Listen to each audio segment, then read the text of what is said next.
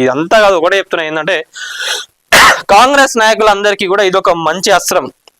తెలంగాణ రాష్ట్రంలో జరుగుతున్న చిట్ అరాచకాలు ఏవైతే ఉన్నాయో వాటన్నిటిని కూడా బయటికి తీసి బాధితులు ఎవరైతే ఉన్నారో వాళ్ళందరికీ కూడా వాళ్ళ డబ్బును వాళ్ళకు చేరేటట్లు మీరు చేస్తే జీవితాంతం మిమ్మల్ని గుర్తుపెట్టుకుంటారు, మిమ్మల్ని గెలిపించుకుంటారు. మీరు ఇచ్చే స్కీములు పదవులు ఏవి కూడా వాళ్ళకు వద్దండి, అది గవర్నమెంట్ ఖజానాలకు వెళ్ళి తీసియాలి. గవర్నమెంట్కి కూడా అది భారమే అవుతుంది.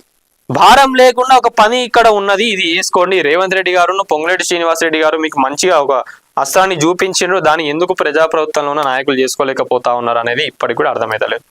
మీరు దీనిపైన ఒక్కసారి దృష్టి పెట్టి అసలు ఏం జరుగుతుంది ఏమనేది చూసి నాయకులందరూ కూడా అధికారులను గట్టిగా దుమ్ము దులిపి దీన్ని కరెక్ట్గా తీసుకుపోయి 10 లక్షల మంది బాధితులు ఎవరైతే ఉన్నారో వాళ్ళందరికీ న్యాయం చేసినట్లయితే ఇక జీవితాంతం ప్రజాప్రభుత్వంలో ఉన్న నాయకులను కానివ్వండి మీరందరినీ కూడా గుర్తుపెట్టుకుంటారు, మిమ్మల్ని గెలిపించుకునే అవకాశం ఉంటుంది.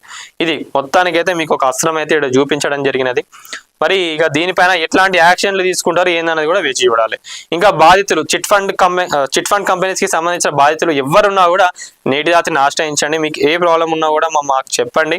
దాన్ని మేము 100%గా కూడా కాన్ఫిడెన్షియల్గా పెట్టి ఎవరు ఏం చేస్తున్నారు ఏందనేది 100% రాయడానికైనా మేము ఎన్నిసార్లైనా ఎన్ని ఎపిసోడ్లు చేయడానికైనా కూడా మేమైతే రెడీగా ఉన్నాం. వీడియో చూస్తున్న వాళ్ళు ఎవరైతే ఉన్నారో ప్రతి ఒక్కరు వీడియోని లైక్ చేయండి, షేర్ చేయండి, కామెంట్ చేయండి, అటనే ఛానల్ని సబ్స్క్రైబ్ చేసుకోండి. Thank you.